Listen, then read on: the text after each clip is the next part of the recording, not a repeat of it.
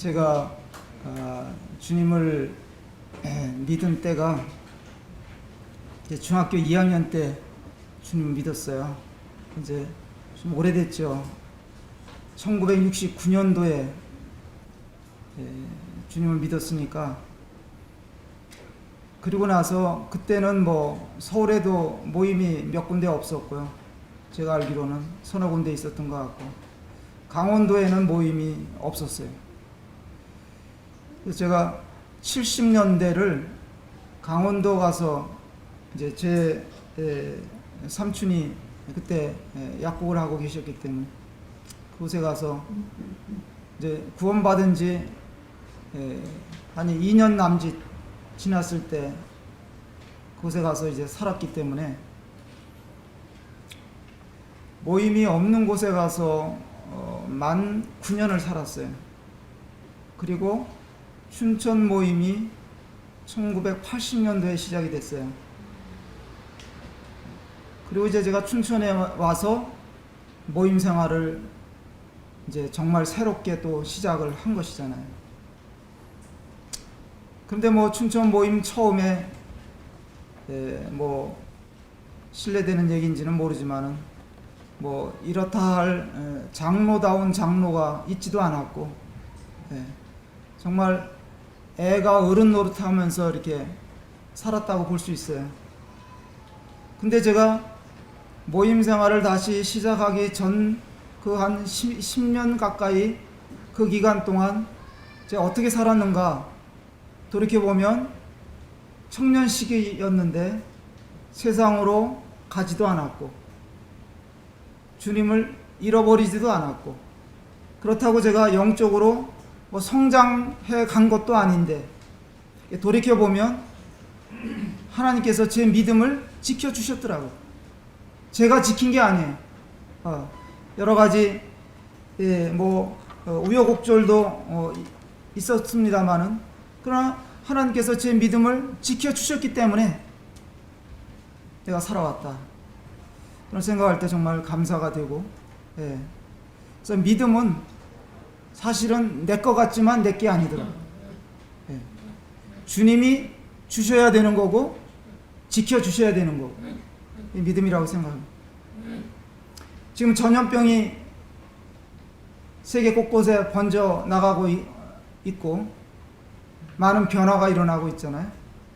근데 그동안 사람들이 어떻게 살아왔느냐, 막 돈 버는 데만 아주 그냥 매립돼서 살았고, 돈 벌어갖고 뭐 하면서 살았냐, 막 세계 여행하면서 살았어 사람들이.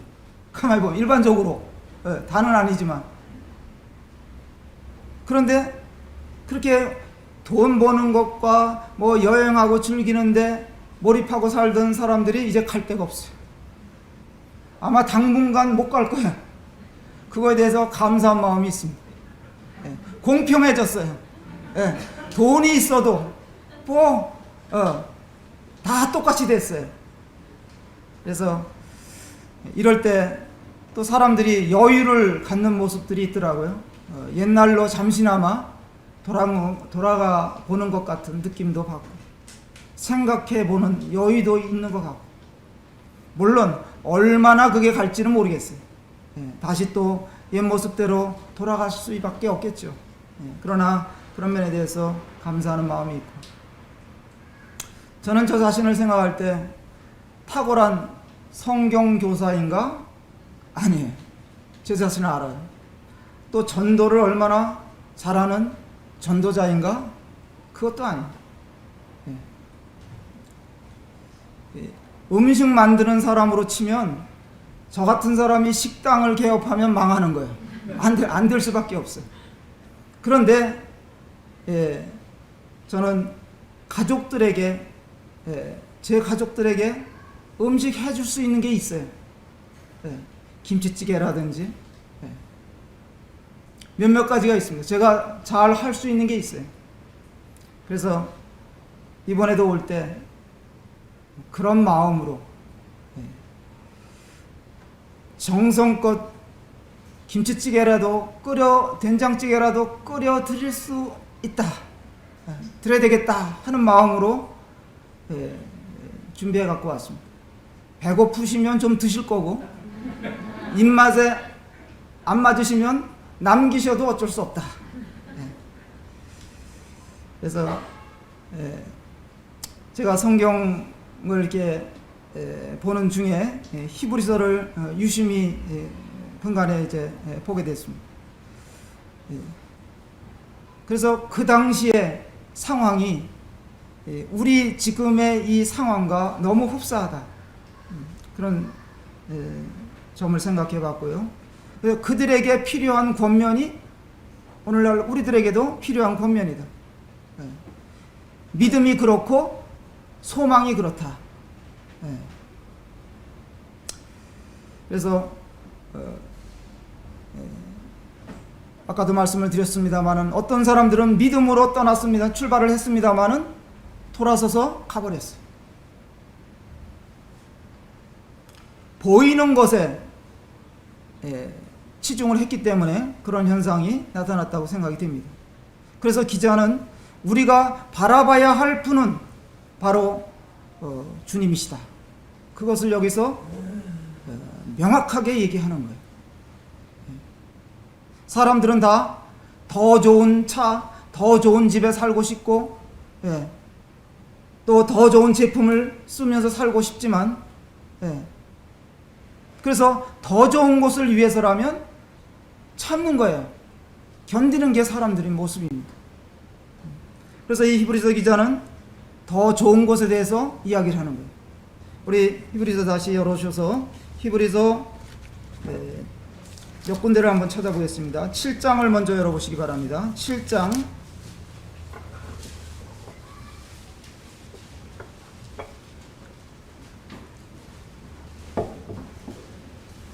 제가 옷도리를 좀 벗겠습니다. 7장 19절 말씀해 보시면 거기에 더 좋은 소망이라고 나오고 있습니다. 더 좋은 소망. 22절에 보면 더 좋은 언약이라는 말씀이 나옵니다. 그 다음에 8장 6절에 가서 보시면 그러나 이제 그는 더 아름다운 직분을 얻으셨으니 그는 더 좋은 약속으로 세우신 더 좋은 언약의 중보자시다. 더 좋은 것들을 얘기하는 거예요. 그 외에도 뒤에 말씀들이 또 많이 나오고 있습니다. 그래서 이 독자들은 더 좋은 것에 대한 소망을 가지고 살아야 된다는 권면을 받고 있는 것입니다. 그리스도인들에게 있어서는 영광의 미래가 약속되어 있습니다. 믿었다는 이유 하나로 우리들에게 더 좋은 미래를 약속해 주셨어요. 일반적으로 사람들은 땅의 것에 몰두하면서 삽니다.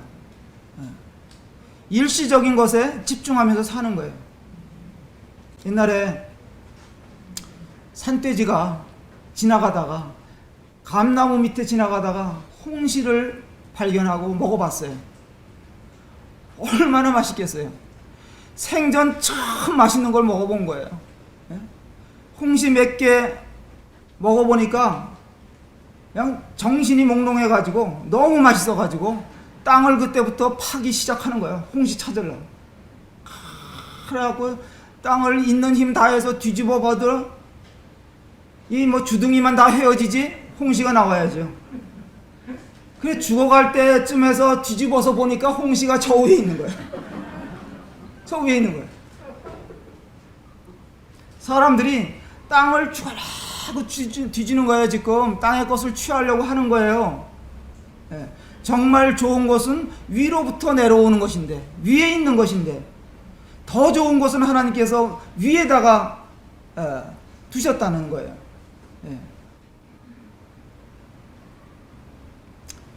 그래서 주님이 십자가를 지시고 돌아가실 때 제자들은 너무 실망을 한 거예요. 자기네들이 기대한 주님은 그런 주님이 아니었는데 그 주님이 돌아가셨어요. 어떤 때는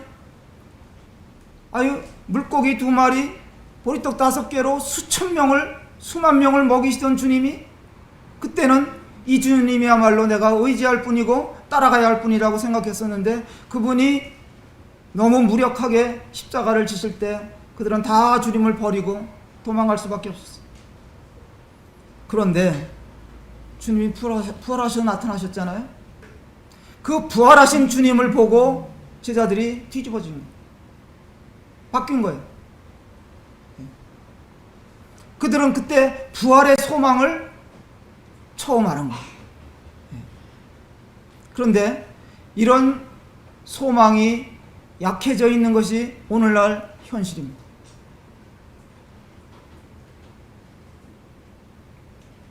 참 소망이 될 수 없는 것들을 바라보고 살기 때문에 신앙의 위기가 오고 있다, 이렇게 말씀드릴 수도 있습니다.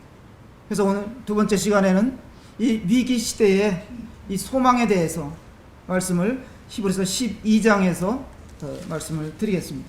히브리서 12장을 열어주셔서 12장 1절과 2절 말씀을 한번 보겠습니다. 제가 읽어드리겠습니다. 이러므로 우리에게 구름같이 둘러싼 허다한 증인들이 있으니 모든 무거운 것과 얽매이기 쉬운 죄를 벗어버리고 인내로써 우리 앞에 당한 경주를 하며 믿음의 주요 또 온전케 하시는 이인 예수를 바라보자. 그는 그 앞에 있는 기쁨을 위하여 십자가를 참으사 부끄러움을 개의치 아니하시더니 하나님 보좌 우편에 앉으셨느니라. 끝에 가서 조금 더 보겠습니다. 5절 말씀 보겠습니다. 너희가 삼가 말씀하신 일을 거역하지 말라. 땅에서 경고하신 일을 거역한 그들이 피하지 못하였거든. 하물며 하늘로부터 경고하신 일을 배반하는 우리일까 보니. 그때에는 그 소리가 땅을 진동하였거니와 이제는 약속하여 이르시되 내가 또 한 번 땅만 아니라 하늘도 진동하리라 하셨느니라. 이 또 한 번이라 하심은 진동하지 아니하는 것을 영존하게 하기 위하여 진동할 것을 곧 만드신 것들이 변동될 것을 나타내심이니. 그러므로 우리가 흔들리지 않는 나라를 받았은즉 은혜를 받자.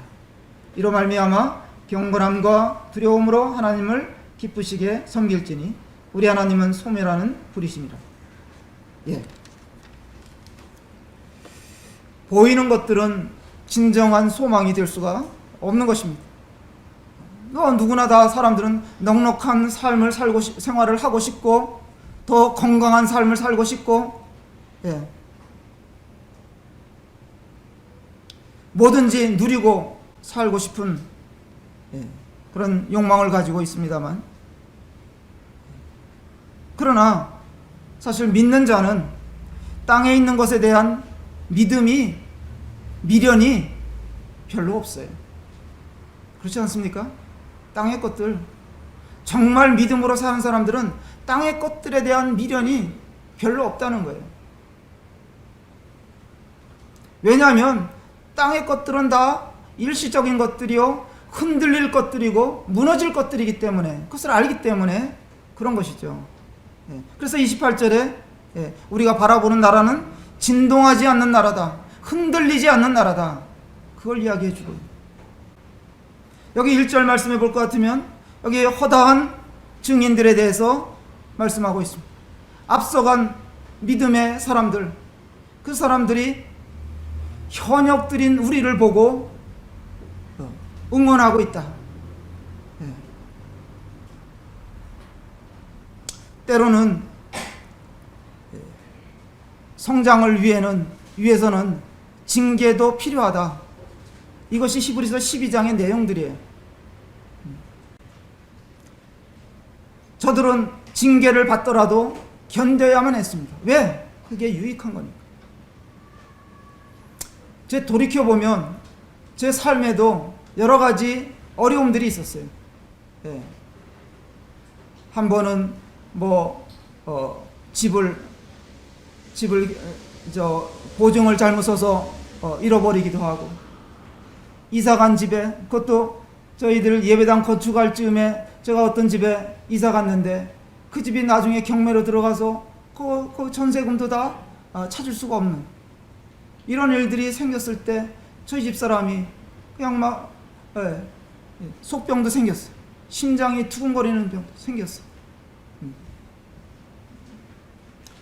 그런데 돌이켜보면 크고 작은 이런 어려움들이, 고난들이, 물론 그거 다 제가 분별을 잘못하고 잘못한 것들이지만은 어쨌거나 이간 그런 것을 포함해서 때로는 어려움들, 징계라고 할 수 있는 이런 것들도 생각해보면 다 하나님께서 나를 위해서, 그러지 않으면, 그런 어려움이 없으면 기고만장할까봐 그러셨다고 생각합니다.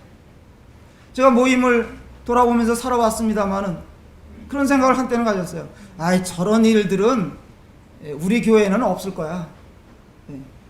안 일어나겠지. 그러나 지나놓고 보면 그런 일들도 여지없이 다 경험하게 하시는 하나님이시더라고요. 그러지 않으면 우리에게 유익이 없기 때문에 하나님 그런 일들을 허락하시는 거예요. 그래서 여러 형제자매님들은 내 가정에서 이런 일들이 일어나고, 개인적으로 이런 일들이 일어나고, 교회적으로 이런 일들이 일어날 때에 우리가 사생자가 아니구나, 내가 사생자가 아니구나, 소망을 하나님께 두게 하시기 위함이구나, 이렇게 받아들이면 유익한 것입니다. 히브리서 12장에 그런 내용들이 기록이 되어 있는 것입니다. 그래서 이렇게 경주하는 자들, 믿음의 경주를 하는 자들에게 소망이 있다는 것을 말씀해 주고 있는 것입니다. 지난 4월 하순경에 또 5월 초까지 제가 이제 밤에 고수부지를 걷는다 그랬잖아요. 종종 걸어봤더니만 하늘에 별이 있는데 너무 큰 별이 보이는 거예요. 지나가는 사람들 이야기를 들으니까 저게 인공위성이다, 어떤 사람들은 아니다, 뭐 막 이런 얘기를 하는 거예요. 그래서 저도 그렇게 큰 별은 처음 봤어요. 초승달이 딱 서쪽 하늘에 떴는데 서쪽 하늘 그 초승달 옆에 큰 별이 떠 있는 거예요. 밝은 큰 별이. 그게 뭔가 하고 인터넷에 찾아보니까 그게 금성이라는 거예요. 보통 새벽별, 금성은 새벽녘에 동쪽에서 떠가지고 서쪽으로 지는 건데, 달도 그렇고. 근데 이때는 서쪽 하늘에 금성과 달과 함께 떠 있는 게 너무 참 아름다웠어요. 우리 주님이 그 별과 같은 새벽별이다, 광명한 새벽별, 이런 생각을 할 때 혹시 주님이 가까이 오신 게 아닌가, 뭐 이런 생각도 들고 참 좋았습니다. 그런데 일반적으로 사람들은 하늘이 몇 개라고 생각하고 알고 있습니까? 2개라고 알고 있죠. 그죠? 하늘은 이 대기권 안에 있는 하늘과 그 밖에 우주, 저 별나라 우주. 그래서 하늘에 대한 연구가 사람들마다 이렇게 사람들이 활발하게 하고 있습니다. 각 나라마다 이 둘째 하늘에 대한, 우주에 대한 탐사에 열을 올리고 있는 것입니다. 미국에서 1977년에 이 보이저 1호, 2호 쌓아 올렸는데, 언젠가 제가 기사를 보니까 그 보이저 1호가 지금 태양계 밖에까지 다다랐다, 이런 기사를 봤어요. 참 경이롭죠. 사람들이 만든 그 위성 하나가 태양계를 벗어나고 있다까지 이렇게 이야기하는 거 보니까 정말 놀라웠습니다. 그런데 고린도 후서 12장 2절 3절에 보면 사도 바울은 어떤 하늘에 대해서 이야기합니까? 셋째 하늘에 대해서 이야기해요. 셋째 하늘. 내가 셋째 하늘에 가봤다. 가서 무엇을 봤는지 말해주고 싶어도 말해줄 수가 없다. 너무 놀라운 광경을 그가 봤다는 것입니다. 사람들은 대부분 이 땅에서 장수하고 안락하게 살고 재밌게 살고 싶은 마음으로 삽니다만, 어떤 사람들은 둘째 하늘에 대한 도전을 하는 거예요. 그래서 과연 우리 그리스도인들은 어느 하늘을 관심을 두고 살아야 되느냐, 그런 문제잖아요.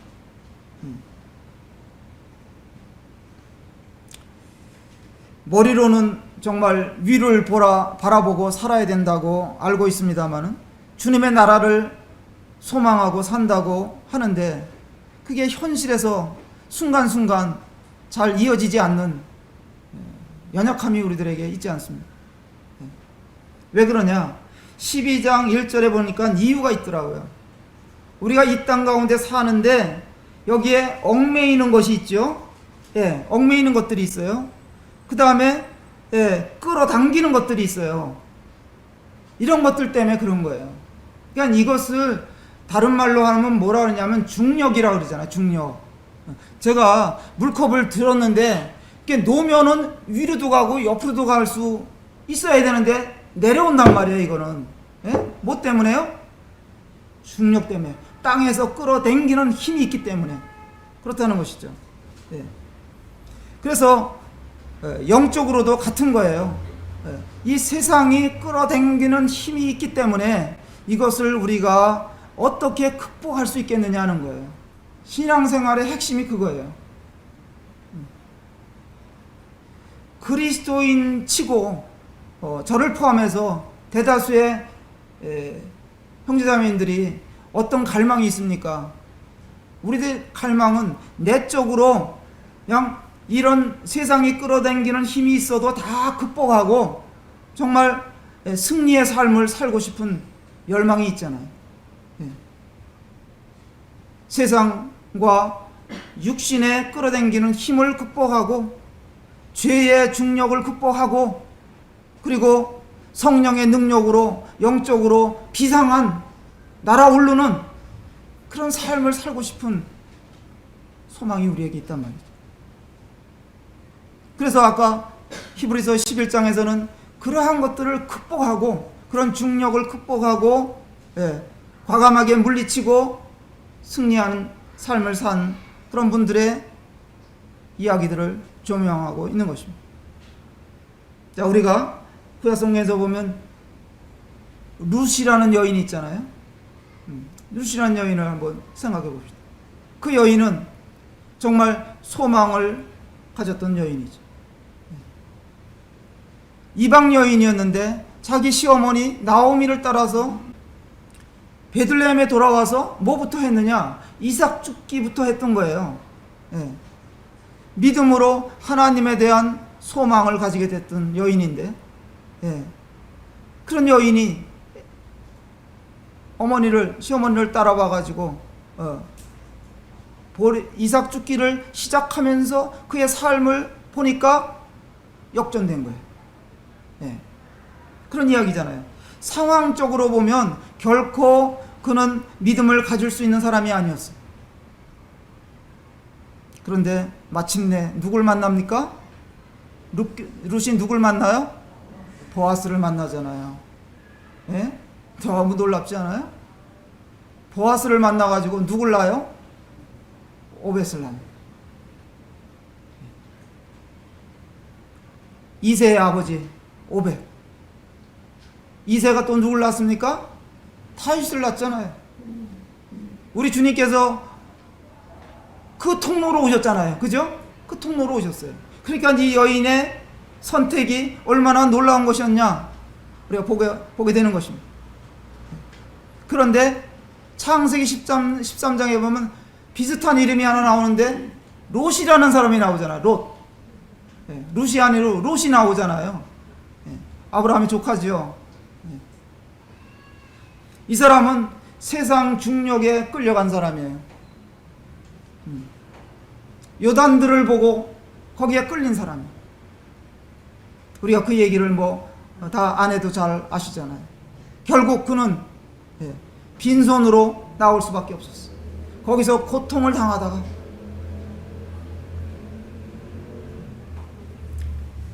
그래서 히브리서의 기자는 독자들이 인내하고 또 하나님을 우리 주님을 예수 그리스도를 바라볼 것을 말하고 있는 거예요. 그 당시에 믿는 사람들 형편이 우리 형편하고 비슷한 면이 많습니다. 그들도 전염병이 돌 때 살았어요. 어떤 이야기 보니까 패스트라는 이런 전염병이 그 당시에 휩쓴 거예요. 그들은 아마도 뭐 어떤 변변한 치료도 받을 수도 없었고 토굴에 갇혀서 숨어서 살아야 하는 형편이었습니다. 그러나 그들은 믿음으로 위를 바라보면서 소망으로 살았다는 거예요. 위를 바라본다. 굉장히 중요한 거예요. 어떤 올림픽 대표 선수가 있었는데 높이뛰기 선수예요. 높이뛰기 선수인데 아무리 연습을 하고 훈련을 해도 이게 늘지를 않는 거예요. 높이뛰기를 하는데. 그래서 어느 날 훈련하다가 잠시 이제 쉬면서 어딜 갔냐 하면 수영장에 갔대요. 수영장에 가서 보니까 다이빙 하는 선수들이 뛰는데 뒤로 뛰더라는 거예요. 뒤로 뛰어내리는 걸 보면서 나도 한번 뒤로 넘어볼까? 그래서 와서 연습을 해보니까 그때까지는 169cm가 최고였었는데 뒤로 넘는 연습을 해보니까 2m를 그냥 쉽게 넘더라는 거예요. 그래서 지금은 3m를 도전하고 있잖아요. 그러니까 우리도 안 되면 위를 봐야 된다 이거야. 안 되면 안 될 때가 있잖아. 신앙생활도. 그러면 위를 봐야 되겠다. 주님 봐야 되겠다. 이렇게 생각하면 좋습니다. 위를 바라본다는 것은 물론 주님을 보는 거예요. 그러나 아까 말씀드린 것처럼 더 좋은 것에 대해서 더 좋은 것을 보는 거예요. 그러면 우리가 어떻게 이 세상이 끌어당기는 힘이 있는데 영적인 중력이 이 땅에 있는데 이것을 어떻게 극복할 것이냐. 또 하나의 방법을 말씀드리겠습니다. 여기 2절 말씀을 다시 보십시오. 믿음의 주여 또 온전케 하시는 이인 예수를 바라보자. 바라보자는 얘기는 집중하라 그런 말과 같습니다. 집중하라. 늘 주님을 선택하는 거예요. 우리는 항상 애매한 일들이 생기잖아요. 이사를 가야 되는데 어디로 가야 될지 그것도 선택해야 되잖아요. 또 결혼을 해야 되는데 누구랑 해야 될지, 주일날에 어떤 일들이 터지는데 어떻게 해야 될지, 이때 선택함이 얼마나 중요한가. 과연 이것이 주님이 기뻐하시는 일인가? 이 사람을 만나서, 이 청년을 내가 만나서 교제하는 일이 잘하는 일인가? 주님이 기뻐하시는 일인가? 생각하는 거예요. 믿음의 대상이신 주님을 선택하면 우리는 실패하지 않는다는 것이고, 후회하지 않는다는 것이고, 실망하지 않는다는 것입니다. 결코 망하지 않는다는 것입니다. 왜 사람들이 사람을 추종하고 사는지 모르겠어요. 그래서 교주가 나오고 우상이 생기고 사람 우상이 생기고 그렇게 되는 거 아닙니까? 우리는 주님을 집중하지 못하게 될 때 얽혀 매일 수가, 어떤 것에 얽혀 매일 수도 있고, 무거운 것들에 붙들릴 수가 있고, 붙잡히는 죄의 그물에 걸릴 수가 있고, 그렇지 않습니까? 그래서 시선을 주님께 두는 거예요. 운동선수들이 늘 듣는 말이 집중하라, 게임에 집중하라, 공에 집중해라.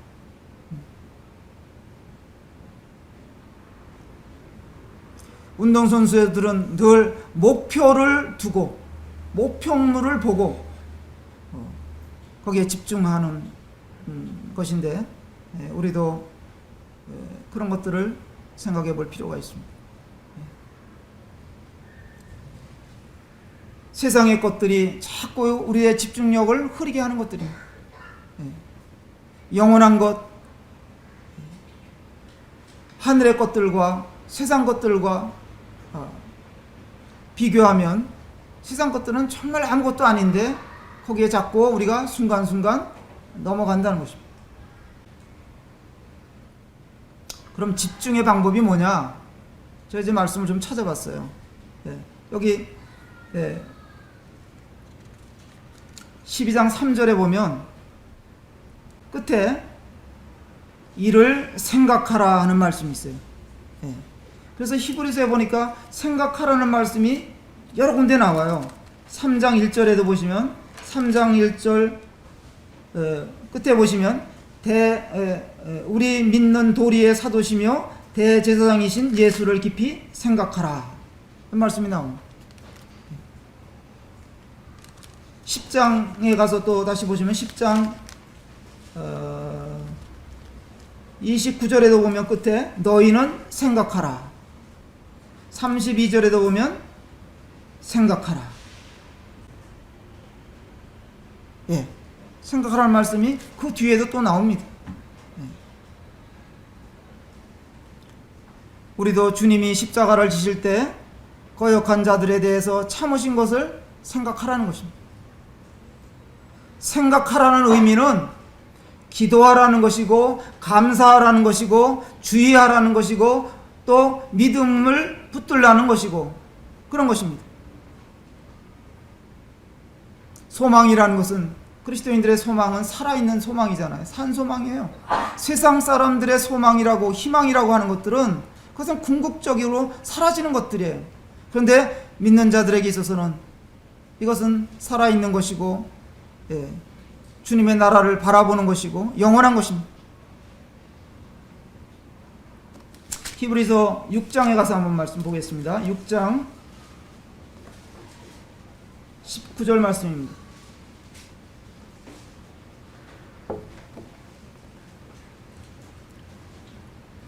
우리가 이 소망을 가지고 있는 것은 영혼의 닭 같아서 튼튼하고 견고하여 휘정 안에 들어가나니 그리로 앞서가신 예수께서 멜기세덱의 반차를 따라 영원히 대제사장이 되어 우리를 위하여 들어가셨느니라.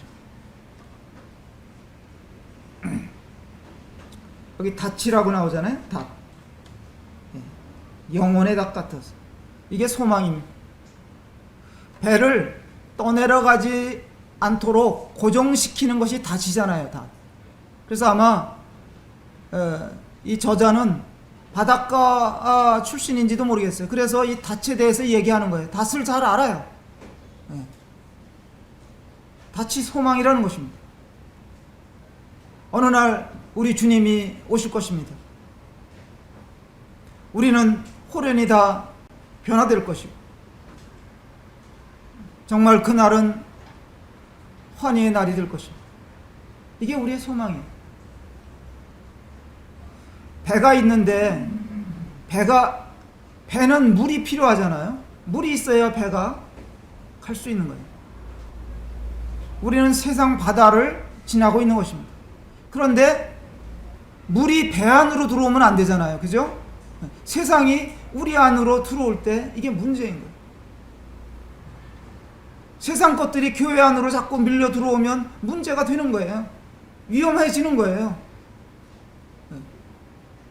세상 물길을 뭘로 막을 것이냐? 옛날에 그런 말이 있어요.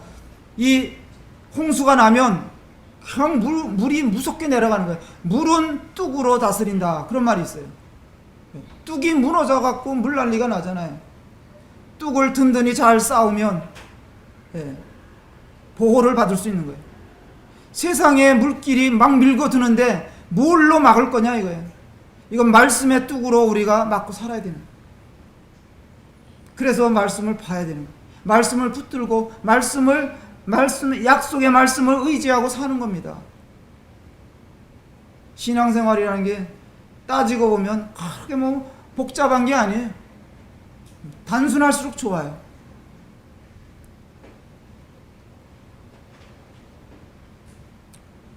닻을 어디에 둬야 되느냐? 닻을 얘기하는데 닻을 배 안에다 두는 게 아니에요. 배 안에다 닻을 두면 물길에 따라서 바닷물도 흘러가잖아요. 떠내려가는 거예요. 근데 우리가 신앙의 닻은, 우리의 소망은 땅에 두면 안 되는 거예요. 이건 하늘에 둬야 되는, 하늘에. 휘장 안이라고 그랬어요, 여기. 휘장 안에. 예, 우리 하나님께서 임재하시는 곳, 거룩한 곳. 어부들은 바다 밑에다가 닻을 던지지만 우리는 하늘에 던지는 것입니다. 하늘 보좌와 약속의 말씀에 닻을 둔 그리스도인들은, 성도들은 흔들리지를 않습니다. 우리가 처한 상황이 점점 이 소망을 시험받기가 딱 좋은 그런 시대로 흘러가고 있는 것 같습니다. 그래서 저는 이 시간, 남은 시간에 나그네의 마인드를 가지고 삽시다 하는 말씀을 드리는 거예요. 나그네들이라 이거예요. 베드로전서 한번 보실까요? 베드로전서 1장. 뒤로 가셔서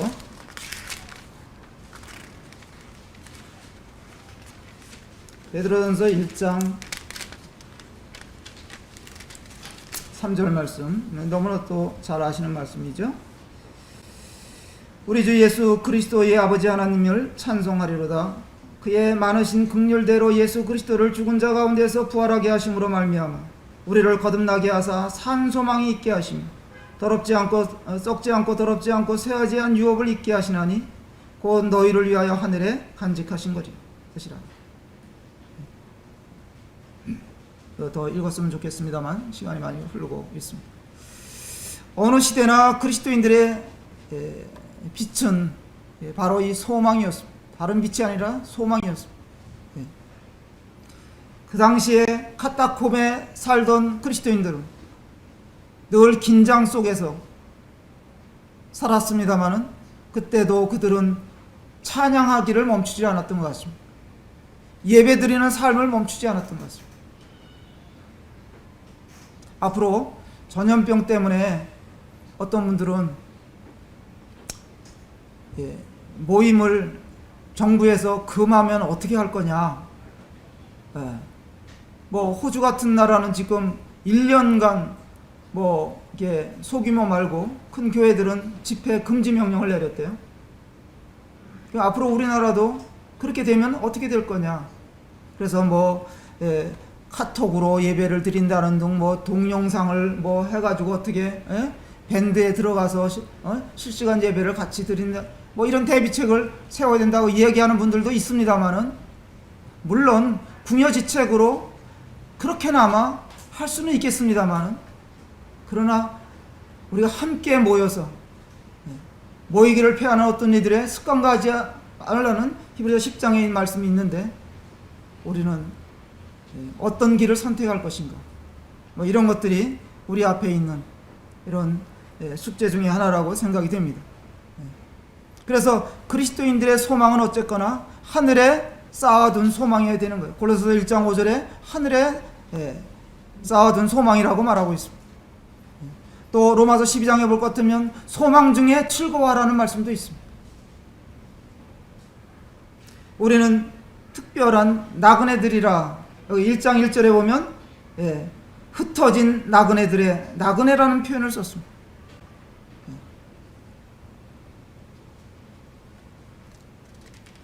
그래서 베드로는 믿는 자들을 형제, 성도 이런 호칭 대신 나그네라고 불렀습니다. 영적 나그네들, 이런 목적지가 있죠. 그냥 떠돌이 인생들이 아닙니다. 우리는 제가 어렸을 때 자주 듣는, 저희 어머니한테 자주 듣는 말 중에 하나가 옆집에 웬 나그네가 왔다, 그런 말을 종종 들었어요. 나그네가 왔다. 그건 낯선 사람이 왔다는 거예요. 낯선 사람이. 그러니까 우리는 세상 사람들 눈에는 낯선 사람들이에요. 우리 삶의 방식이 세상 사람들과 전혀 다르잖아요. 어떤 때는 우리는 손해보면서도 그냥 웃으면서 사는 경우가 있잖아요. 그러니까 세상 사람들 눈에는 우리는 낯선 사람들이에요. 나그네들이에요. 우리는 가는 곳이 다르고 가치관이 다르고 그렇습니다. 나그네는 짐이 가벼워야 되잖아요. 예. 잠시 지나는 길, 예. 늘 돌아갈 생각을 하면서 가는 게 나그네예요. 아무리 호텔방이 좋고 이부자리가 좋아도 그 나그네들에게는 그게 별로 그렇게 중요하지 않습니다.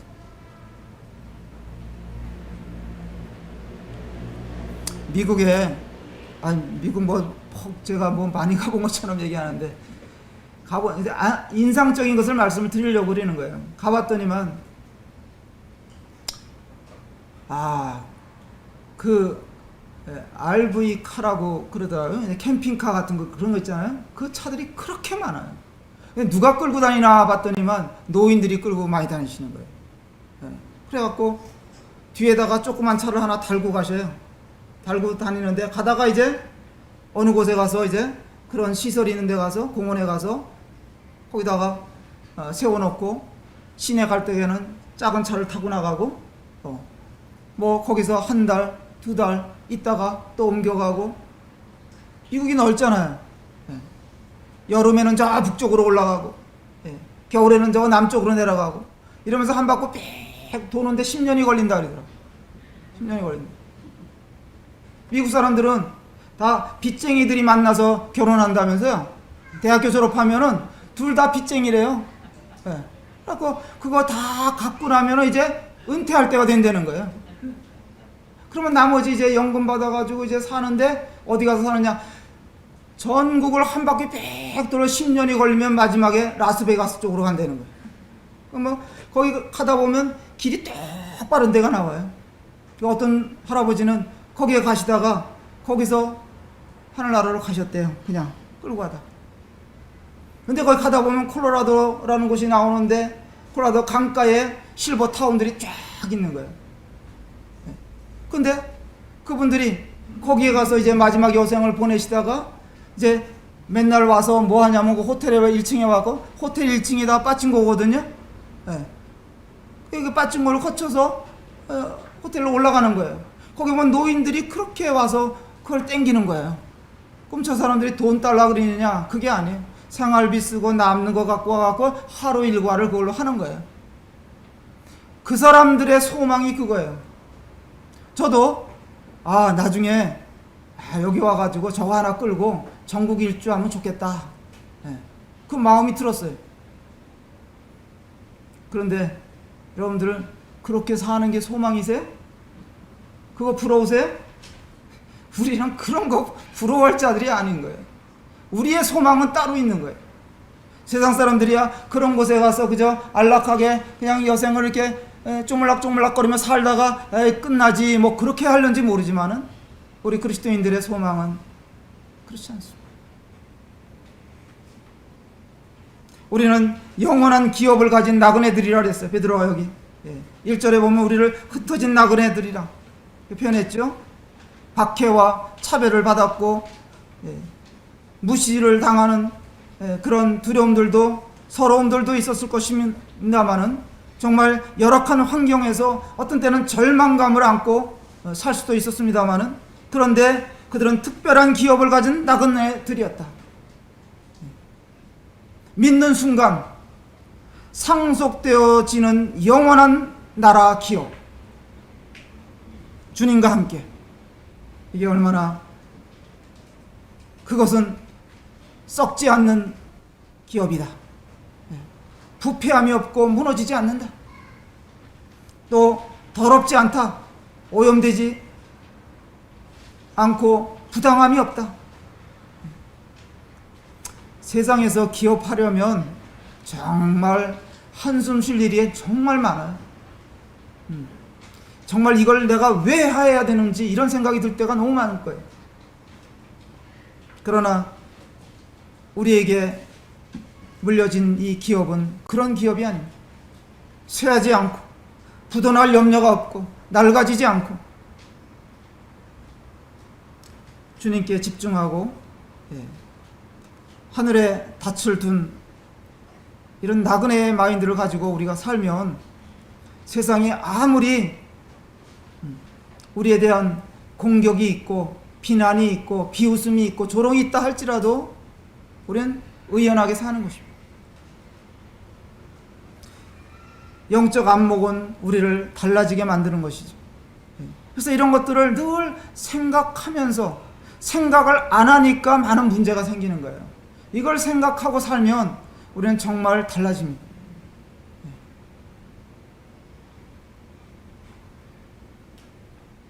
과거에 사람들이 바다 멀리를 못 나가던 때가 있었어요. 나가면 떨어진다. 낭떠러지기가 있기 때문에 멀리 나가지 못하던 때에도 거기에 도전한 사람들이 있어요. 그래가지고 신대륙을 발견하고 이런 사람들, 도전한 사람들이 있어요. 많은 사람들이 우리가 하나님 나라, 영원한 나라, 천국 이야기하면 믿지를 않아요. 비웃습니다. 그래도 우리는 도전하는 거. 사람들이 요즘에 어디에 도전하는지 아세요? 화성 탐사에 도전을 하는 거예요. 화성. 지구하고 비슷하게 환경이 가장 그래도 비슷하다는 화성에 갈 사람들 모집하는 기업이 네덜란드 기업가가 거기에 갈 사람들을 모집했는데 언젠가 신문에 보니까 200 몇 명이 신청을 했어요. 거기 조건이 있어요. 갔다가 못 올 수도 있다. 그런데도 신청하는 사람들이 그렇게 많다는 거예요. 우리는 셋째 하늘, 사람들이 관심을 안 갖는 셋째 하늘에 대한 도전을, 꿈을 가지고 믿음을 가지고 사는 자들이기 때문에 여러분들은 대단한 분들이에요. 스타들이세요. 우리가 영원한 나라와 주님을 바라보며 하늘의 소망을 가지고 살면 우선순위도 달라지게 돼 있죠. 정말 순종과 믿음과 산소망을 가진 자들은 삶의 태도가 바뀌게 돼 있어요. 걱정하지 말고 삽시다. 세상에 대한 미련 크게 가지지 맙시다. 그래 살면 되는 거예요. 아무리 세상이 우리를 유혹하는 것들이 많고 부러워할 뻔하는 것들이 있다 할지라도 그런 것에 눈길을 주지 맙시다. 말씀과 약속과 주님을 바라보고 살면, 소망으로 즐거워하고 살면 주님이 그걸 보시고 기뻐하시고 다 보상해 주시다. 그 말씀을 드리면서 오늘 마쳐야 되겠습니다. 내일 또 뵙게 되기를 바라겠습니다. 이상입니다. 고맙습니다.